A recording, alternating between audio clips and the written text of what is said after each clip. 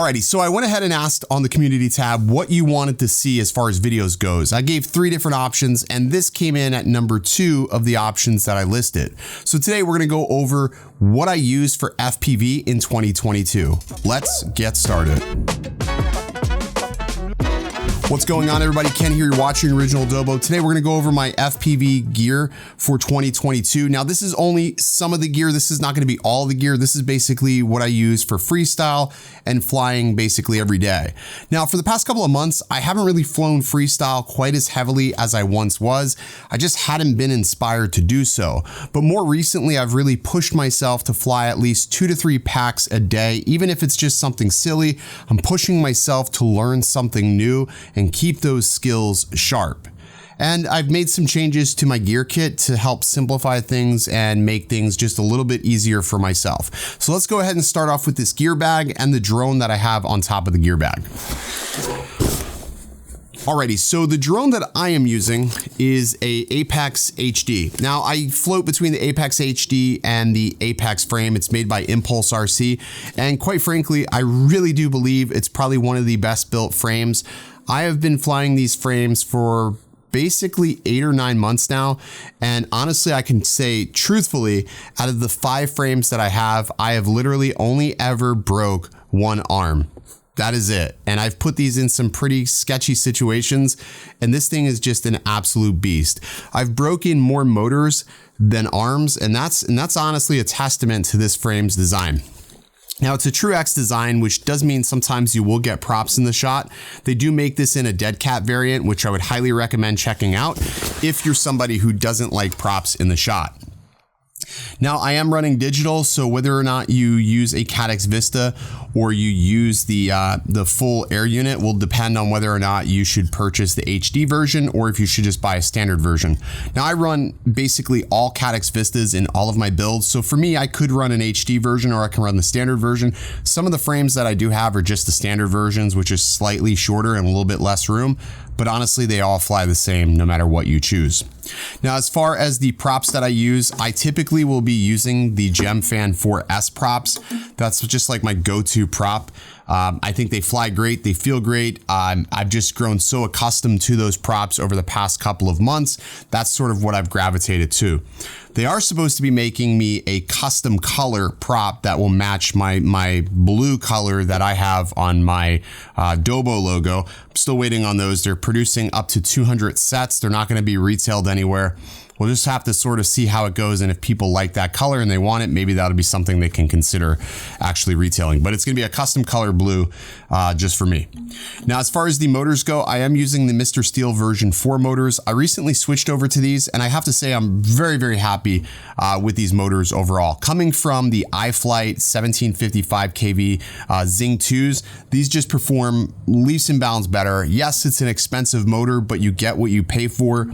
They feel a lot more smoother, and in just basically just beating the living shit out of them, I have found that I haven't bent too many bells, which is a big thing. And where I've been damaging my Zing motors, these don't break in the same capacity. So when I would flip upside down and this would smash on basically the top of the motor, the Zing motors would compress, and these don't do that. So to me, that's huge, not having to deal with that bullshit anymore, because that was really driving me nuts. Now these are the tumbled version, which means that they don't have any paint on them, and honestly I think they look great. I like that sort of raw look to it.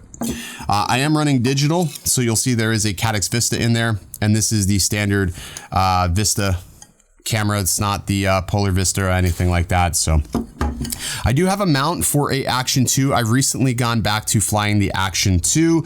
I feel like for me and how I'm trying to save weight on these quads, I like the Action 2. I think it performs great. I don't even have to use any stabilization, and I think the footage looks pretty damn solid. Plus two, I'm a big fan of D-Cinelike, and just I like the simplicity of the Action 2. So that's what I've gone back to. As far as components and electronics, inside of here I do have a 50 amp Mamba Esc. So this is the new Mamba Escs that have the 128K frequency. And then I do have the FetTech G4 flight controller. The G4 has been pretty solid so far. I have had 0 issues out of the G4, and compared that with the Mamba Esc, it just makes a wonderful combination. The Mamba Escs are plenty available. It performs well. They're cheap.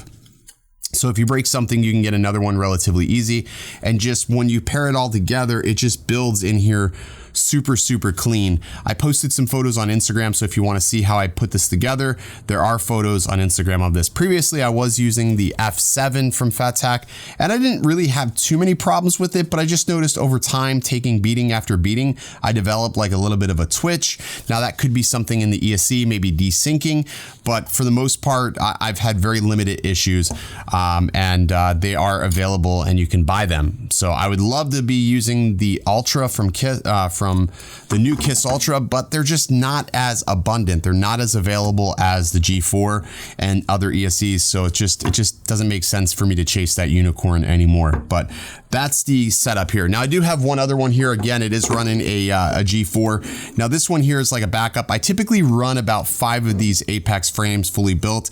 Now this one does have the Fattac ESC, and like I said, I've had this Fattac ESC from the very start. I just recently swapped out the flight controller to a G4, and I've had really no problems with it. However, if I did have to compare these two as far as flight characteristics go, I do feel like the BL Heli ESC just performs a lot better. I've noticed that there's a lot more bottom end power. I can't really explain it, but there's definitely a lot more power out of the BL Heli ESC than there is out of the Fattac version. So maybe it's a placebo, but it definitely does feel that way. And these are a higher KV motor, and it just feels better. Now I am using the HQ 4-blade props here, the durables, and that's only because I've ran out of the G4 props. I do like 4-blade props from time to time. I like having that added sort of cornering and control. And this one I was flying a Hero 8 on, so, but ultimately they're built identical. They're pretty much tuned pretty similarly. There's not a lot of difference between these two builds. All right, I do want to make mention of some of the Cinewhoops that I do fly, because I do fly Cinewhoops quite frequently. And the 2 whoops I fly the most is this. This is a Shendrone Squirt. It's a slam squirt that I built, and it's just probably one of my favorite drones that I fly. Probably one of my favorite quads of all time.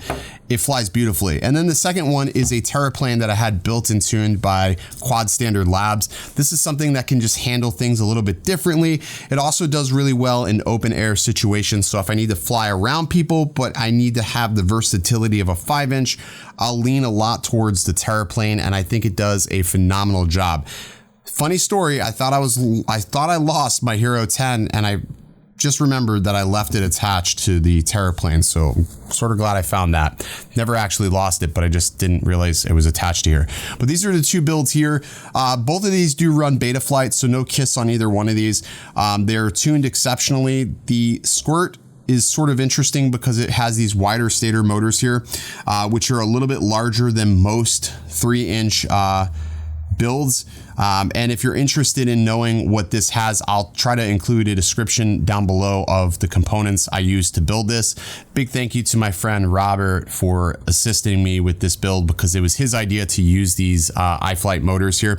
These are 2300 kV 2205 motors, so a little bit bigger stator, but it just makes everything so smooth, and they run so cool even on 6S. As far as the Terraplane build, I did a whole video breakdown of this, so if you're interested, I'll leave a link down below where you can check out the detailed review of this particular build in itself. All right, let's check out what's inside the bag. Okay, so the bag is the Ethics bag, and the reason why I went with this bag is just because Think Tank makes some amazing products. They're super durable. There's plenty of straps on the outside, so I can have up to 3 drones attached to this bag. There's storage compartments all over the place, which makes this thing really versatile. But most importantly is because there's no internal dividers, this bag gets very thin, which makes it great for traveling, especially when I'm getting on and off of planes. I can just throw it under the seat. I really don't have to worry about it too much. Also, the materials are very, very rigid, and means I don't have to worry about it tearing. That is the biggest thing for me, is when I buy a bag, I want to know that I can, at least use it for a year or 2 or more. And so far, this thing has lived up to all of my expectations. It's not a cheap bag, but that's okay. You get what you pay for. There's storage all over this place, like I said. And the other nice thing is I can fit up to a 15-inch MacBook. And actually, technically I put my 16-inch MacBook in here before as well, and it was perfectly fine. So opening this up, it sort of just opens up just like this. You have all your gear, you have your laptop beneath here. I throw batteries, I throw goggles, whatever it is right inside of here. And like I said, I've had really no problems with this, and I haven't had any damage to anything I've had on the inside. I've even had cameras in here. And one of the things that does suck about this bag is things do tend to flop around a little bit. So once you get everything sort of situated in here, you just want to make sure that it's, you know, somewhat organized, because sometimes it will tend to flop around. But there is plenty of storage throughout this bag for whatever it is you want to put in here. Now, as far as the goggles I use, I am still using the DJI version 2 goggles. I think these are fine. They're working great. One downside is because I did put these antennas on here, I can't use this with my DJI FPV drone. That's one of the reasons why I have 2 sets of goggles when it comes to flying the DJI FPV drone in just my standard quads, because these run off of 5.8 while the DJI FPV drone floats between 5.8 and 2.4, which these antennas are not compliant with 2.4. It's only 5.8. But I love these Lumineer antennas. They work fantastic. We've got our strap here to hold the battery, so it keeps everything nice and clean and out of the way. And yeah, just works really well. I put the foamy here. I've had these foamies in here since day one. It just makes flying the DJI goggles so much more comfortable. Okay, batteries I use for my quads, I use these. These are the R-Line version 4. These are 1050 milliamp hour batteries. Yes, it is on the smaller side. A lot of people like to run 1200s, 1500 batteries. But for me, again, I really love the lightness of these batteries. I love the compactness. And Tattu makes some amazing quality batteries that pack a lot of punch. They last for a long time if you maintain them. There is not a lot of shielding, so if you're somebody that's literally beating the shit out of their stuff, their gear, these batteries will have the risk of exploding because there really isn't a lot of shielding on these, and it is easy to break them. But in my experience, I haven't had but 1 or 2 that I've really had a problem with in recent years. So these have been really fantastic, and I keep like 10 of these things ready to roll at all times. So these are 1050 Tattu 4.0s. They're like $32 a piece, which they're not cheap, but they work really well for how I use them and how I sort of, you know, beat my shit. As far as the RC goes, I use the Ethics TBS Mamba, and I've had sort of a love-hate relationship with this RC. This RC is, I love the size of this RC. I really do. I love the compactness of it. It just feels great in the hand, especially as somebody who's a pincher. I love these shorter throw sticks. I love it. I love it. But I have noticed recently the right-hand stick is starting to get like, I don't know, it's getting stuck. Maybe there's some dirt or debris in there. I may have to take it apart and clean it. But I've noticed a couple of times where the right stick has stuck. I have had to calibrate it, which calibrating these was a whole nother sort of shit show because the right stick, again, didn't want to calibrate. And again, that could be something inside of there. So I do need to clean this out. One downside of this is that the switches up here at the top, they are all on one board, so you can't replace individual switches. So if you break one switch, you have to replace them all, which I think is a huge, huge miss for TBS. I think these should all be individual. And honestly, I think it's time we just start getting away from these really high profile switches. I think I really would love for all switches to be lower profile, less risk of breaking it, or let's just get away from switches altogether. Now, I can't say these momentary switches work very well, because this one right here, you can sort of, I don't know if you can see that, but it is slow. It gets stuck very easily. This one sometimes gets stuck in itself. The red switch I do keep as my arm switch. I've always had my arm switch on the right hand side. That's just how I fly. But I mean, for the most part, I just love the size and the throw. It just works perfect for me and how I like to hold a radio. I like it because it's small enough, but big enough, like a full size radio. It's pretty solid. Some downsides are the fact that they did include this kickstand, but this kickstand, I've already broke the kickstand. They have like these little ball bearings in here that are supposed to hold the hold this in place, and I've already broke it. I've already loosened this up. I mean, this just doesn't like, and if you have this extended, it sort of flops around. So not really too keen on that. but it sort of is what it is. There's not a lot I can really do about that. I do have a Crossfire module in the backside of here. I use this for my Cinelifters. If you want to see a video on just the Cinelifter equipment I use, be sure to let me know down below. But I do use the Crossfire for the Cinelifters. Otherwise, it's always set to tracer. I haven't had any problems, haven't had any fail safes. I know I'm spending a lot of time on the RC, but I get a lot of questions about it. And I haven't had any problems with tracer internal. I love the fact that this is everything I need. Just take it out of the bag and start using it. 18650 batteries. I keep some spares always charged so I can just pop them in ready to go. But all in all, I'm pretty happy with this. You know, months later, it's holding up pretty well. I've traveled all around with it, and I think it's holding up. So I think that if they make another version of the Mambo, they do need to make something a little bit more premium, a little bit more modular. And for the love of Christ, I think at some point we need to have some foldable sticks. Although this little 3D print I found on Thingiverse works really well. You just sort of get it like that. You can also buy these on Etsy. I don't sell them, but somebody else sells them already printed. I'll be sure to link there. I'll put the STL file in the description, and then I'll also put that person's Etsy store in the description if you want to pick one of these up for your Mambo. I think it's absolutely essential to have something like this. This is the easiest way to protect your sticks and don't have to worry about having them being broken. For the past couple of months, I have been flying the Hero 8. Not a lot to say about it. It's super small. It's right now the smallest GoPro that is available. So the Hero 8's worked really well. I have used the Hero 10, but it is a bit larger. I don't really prefer it. That's why I switched over to the Action 2. I would love to show you the Action 2, but I have it at the house. I was unloading files, and I just never brought it back to the studio.